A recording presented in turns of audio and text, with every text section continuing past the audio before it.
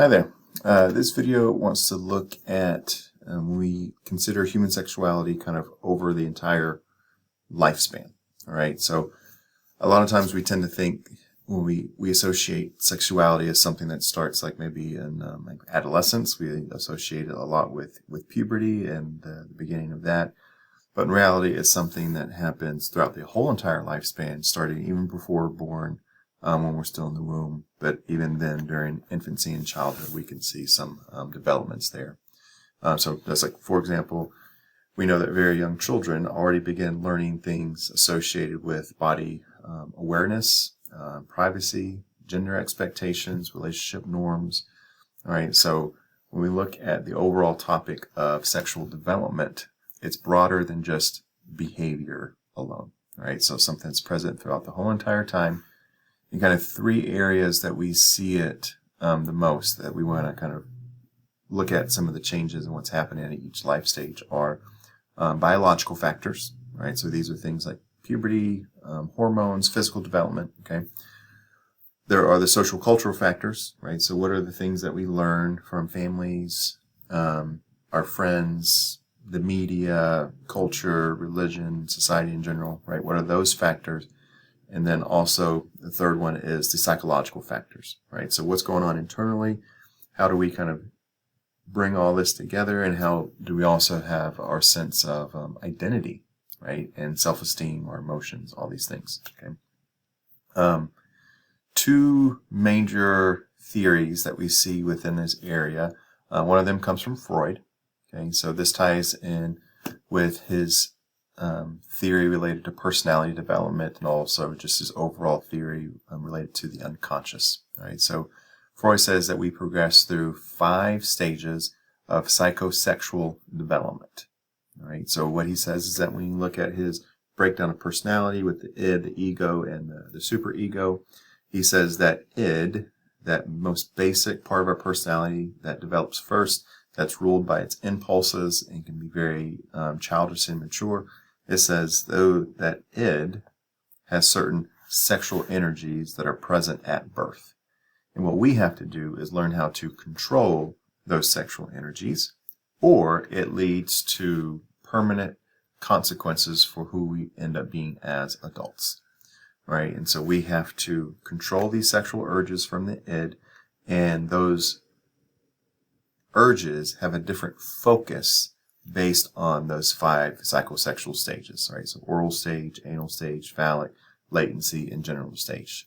The id has a different focus in each of those, and if you can't properly control them, then again, you end up having issues later on. It shapes who we are as far as our adult personality and our adult sexuality. Okay? Now, just to kind of put it into context, at the time, his theories were very new, very different, very revolutionary. But looking back on it today, his ideas are mostly kind of criticized or maybe outdated as far as they don't have a lot of support scientifically from them. So there's that. The other major theorist that we look at is Erik Erikson. Right? So he's key just with human growth and development in general. And so we can take his broad theory that talks about how at each life stage, starting from infancy and then early childhood, late childhood, adolescence, early adulthood, middle adulthood, late adulthood, so on and so forth. He says that at each life stage, we experience a certain social or emotional challenge. Right? So, for example, when we look at infancy, he said it's trust versus mistrust. Right? Are our needs being taken care of when we're sick, when we're hungry, when we need our diaper changed, right? Is that being taken care of? Do we have caregivers, parents who love us and are seeing to all our needs? In which case we develop a trust in the world, and that can lead to a secure attachment style, which is something we also talk about within the context of human sexuality, right? Or are those needs not being met, right? And so a sense of mistrust is being developed, and how that can influence us throughout the lifetime, right? So he has all these different stages and how they could potentially impact us. We're going to see a lot of that during adolescence, where he says the key challenge that we face is what he calls identity versus role confusion, right? So this is where we're trying to figure out who we are as a person, right? Do we do that? Do we successfully figure it out and have a sense of identity and a core sense of self?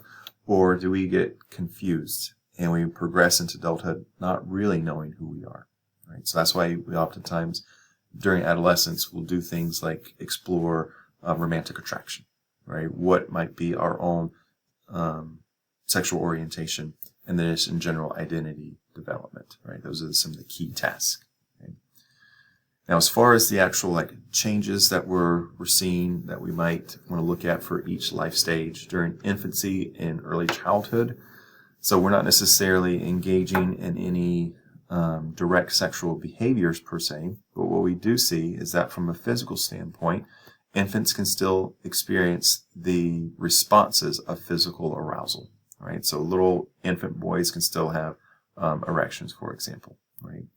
And what we're going to see is that when you get to, let's say, around age 2 or 3, right? So you're giving baths to children and stuff like that, they will naturally want to explore their body. They're curious, right? And that's something that's normal and expected, right? But what we want to distinguish between is that natural curiosity and exploring our bodies and then adult sexuality, right? Those are not the same things. It's not being done for any kind of sexual arousal purposes. Rather, it's just a curiosity, right? And so what we're going to see is that if we know this is natural, normal, and healthy, the role of the caregiver and how they respond to these things can influence, again, future kind of scripts, sexual scripts about what's appropriate, what's not appropriate. Right? So, for example, let's say you are giving a bath to one of your children and they are touching themselves, they're exploring their body. Right? Do we respond very calmly and almost like matter-of-factly? Yes, those are your private body parts. And we kind of explain things. Or is it more almost like a shame-based thing? Like, no, don't do that. That's dirty. That's nasty. You shouldn't do that. Right? We can kind of see how someone can develop different mindsets based on those two different responses and how it's approached. Okay. As we progress to middle childhood, it might be a little less obvious about some of the things that are going on sexually. This is why Freud called this the latency phase, because it doesn't seem like a lot's going on, but there is still. It might just be more internal. That sexual curiosity still exists, just maybe not as obvious as it was before. And this is also where we start to maybe see first romantic attractions, right? We start to notice people at school or whatever, and we're like, okay. And we start to learn about ourselves. And then we'll see the continuing learning of social norms and gender expectations. Okay? During adolescence, this is where we see obviously the most. This is what we tend to associate with it because we have puberty and everything goes on with that. So with the physical changes, right? And again, we have primary and secondary sexual characteristics. Right? Primary sexual characteristics will refer to things revolving the reproductive organs, right? So we look at things like menstruation and then sperm production and ejaculation, things like that.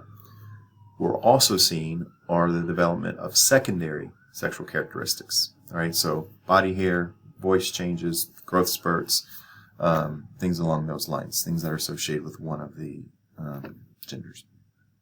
Okay.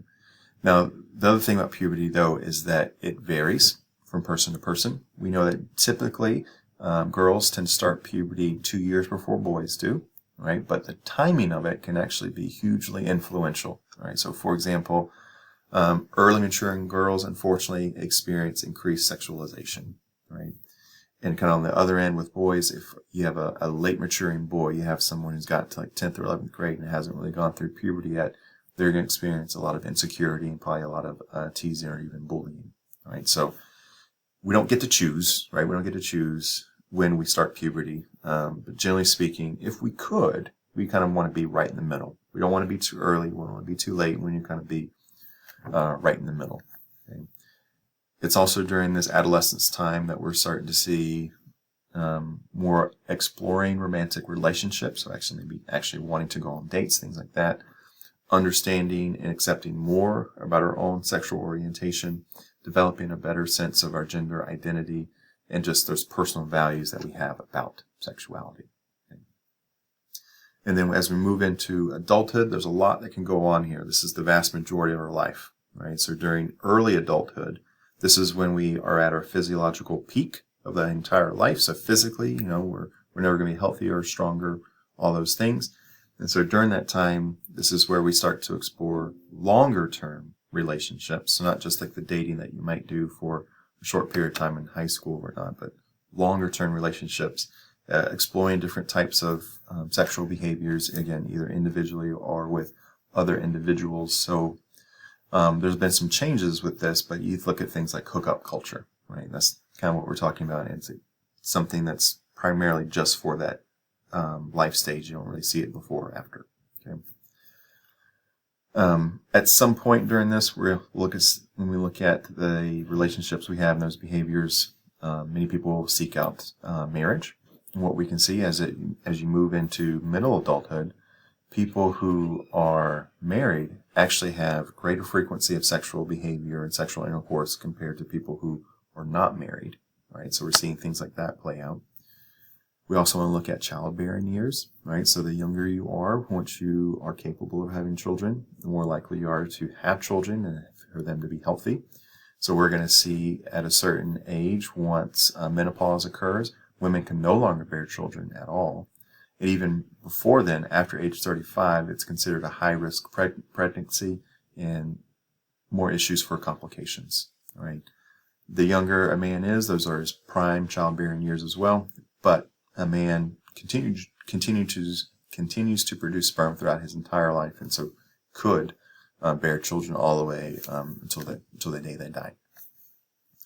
And then as we move into late adulthood, this is where we start to see some disconnect a little bit, right? Because there's a stereotype that elderly individuals no longer engage in sexual activity, right? And even when they do, we almost seem like to think that there's something wrong about it, right? We often see older men and women as asexual, or that's not actually the case, right? So in reality, many older adults find greater satisfaction in their sex life at that point in their life than they did when they were younger, right? They have more time, they have more privacy. You just have to consider things like health or other challenges, limitations from that point. Okay. So just a few things for us here to kind of summarize. One, sexual development, lifelong, right? It's not just occurring at one stage. Two, it also involves those three areas that we talked about: biological, social, and psychological. Also, what we're going to see is that those experiences that we have during childhood and adolescence can shape things going forward as far as our attitudes and relationships. Those early experiences are key. Okay? And then just a couple questions for us to consider, just to reflect on. So one, how do those early messages that we receive about our bodies, about sexuality, how can that influence us later in life? Okay. Two, why might puberty be experienced differently across cultures or social groups, right? Because just because we had a certain experience doesn't mean it's going to be like that in other parts of the world. So how might we see differences there? And then because puberty is such a difficult time, those adolescent years can be hard, as adults, how can we better support adolescents as they experience that?